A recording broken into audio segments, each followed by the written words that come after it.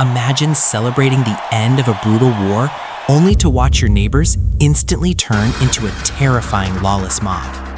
In the summer of 1944, as France was finally liberated from Nazi occupation, a dark and disturbing wave of vengeance swept the nation.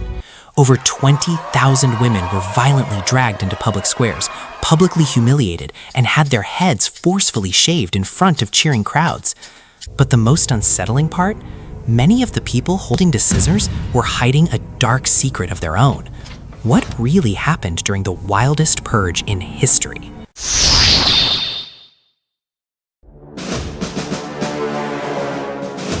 To understand the sheer intensity of this public rage, we have to look back at the dark reality the French population had endorsed since 1940. For 4 long years, Nazi Germany held France in a suffocating iron grip.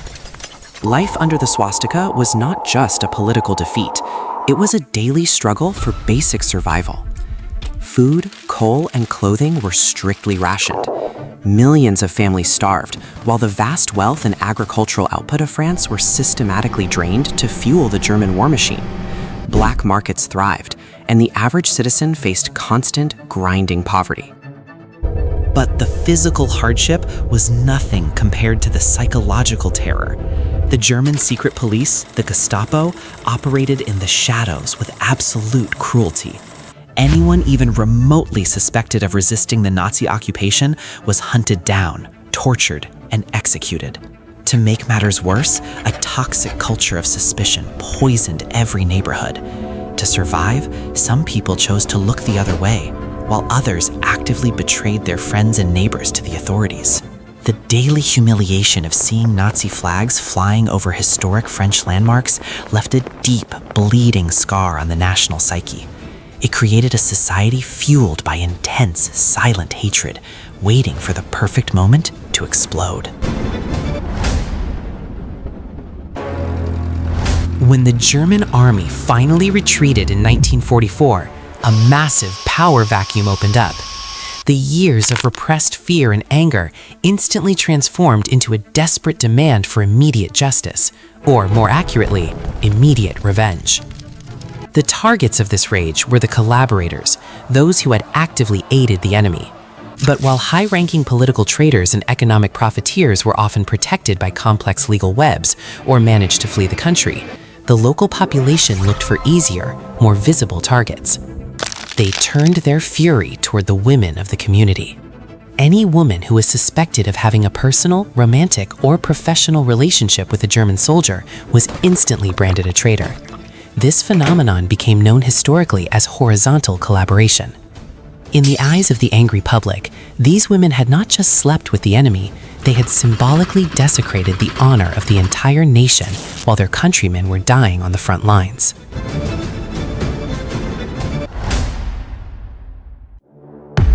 The public punishments, known as l'épuration sauvage, or the wild purges, were highly theatrical and intentionally designed to maximize psychological trauma. Mob rule replaced the rule of law.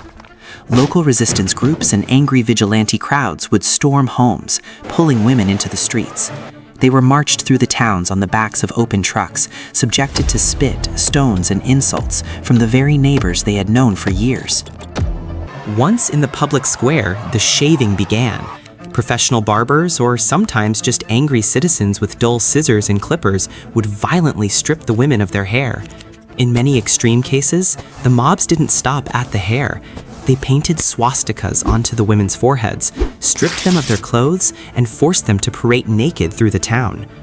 Among them were young mothers carrying babies, infants whose only crime was having a German father. These women were forced to walk back to their homes under the burning gaze of a community that had completely disowned them. The loss of their hair was a permanent, visible marker that screamed to the world, "You are no longer one of us."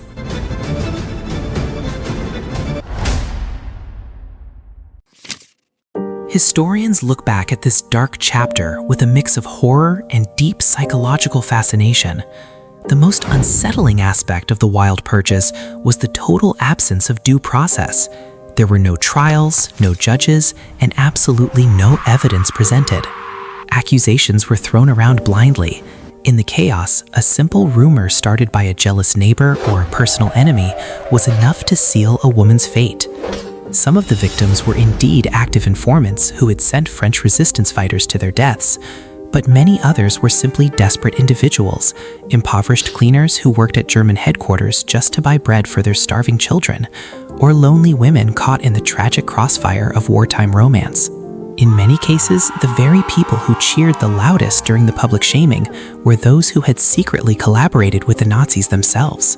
By participating aggressively in the punishment of others, they successfully deflected suspicion away from their own guilty consciences. Wartime anger and the pure desire for justice had completely blurred into collective vengeance.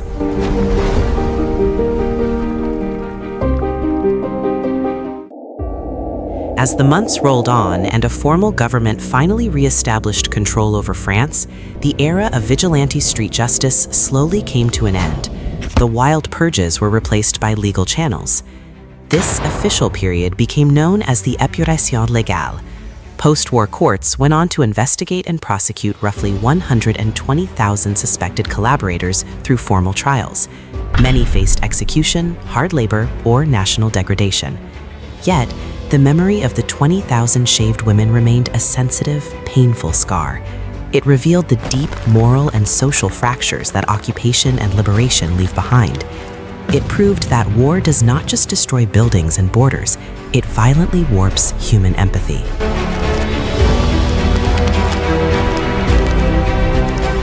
This tragic event stands as a stark reminder of what happens when a society is pushed to its absolute limits. It shows that beneath the grand, heroic narratives of military victories and national liberation, there are always deeply uncomfortable human truths buried in the dirt. What do you think about this dark piece of World War II history? Was the public shaming an understandable, inevitable explosion of anger from a traumatized nation? Or was it a cowardly act of mob violence that targeted the most vulnerable? Let me know your thoughts in the comments below. I genuinely love reading your perspectives and historical debates. If you believe it's important to uncover the untold raw truths of our past, make sure to hit that subscribe button to help our channel share more incredible stories. See you in the next one.